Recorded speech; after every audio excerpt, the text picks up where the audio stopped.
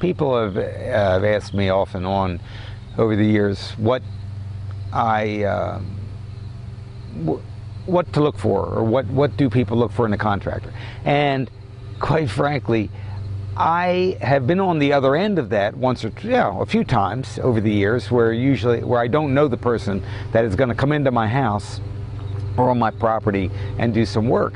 And then it makes me realize what people are dealing with me when they have not dealt with me before, or with another contractor.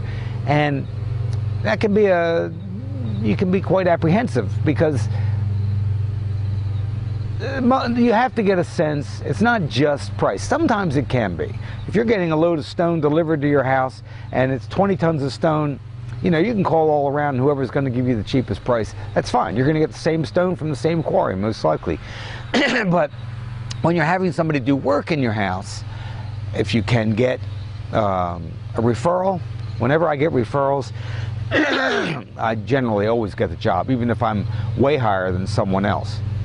But usually I try to be competitive, and the referral gives people peace of mind. What you try to communicate to the person is peace of mind for them, that you're supposed to know what you're doing.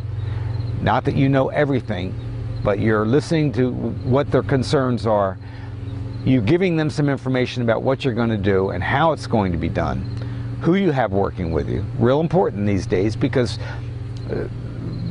people don't want to have their house vandalized in the future. People don't want their have things taken from them, or have things missing, or have things broken. Broken is usually the thing that most contractors used to worry about most of the time. Being on time, for instance, is one of these things. If I do an estimate, I try always to be on time, because I feel like not only is my time important, but the person's time is important.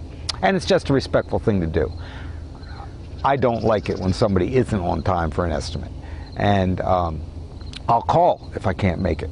But just little courteous things, that you can do with people. But the main thing, I think, is to get a sense of how you feel about the person. If you can get a referral, that's great. And if the person is somewhat competitive. If the person is 50% higher than somebody else, ask them why. The other person may have missed something. That happens often. If the person is going to give you a cheap price and then give you, as one guy used to tell me, I said, how do you make money bidding on these commercial jobs this close? He says, it's all in the extras. When they do extras, you're there already. They double charge on the extras a lot of times, so that they make up their money that way. It's just different ways of doing business. But when you're working residentially, you have to be a little more straightforward, I think, with people, and as to how comfortable you're going to be able to make them feel, and that you do the job, and what the job's going to look like when you leave, how clean it's going to be. I feel like they shouldn't have to do anything. They shouldn't be out there sweeping up the driveway or shoveling up the street when you leave. That's your job. That's what they're paying you for.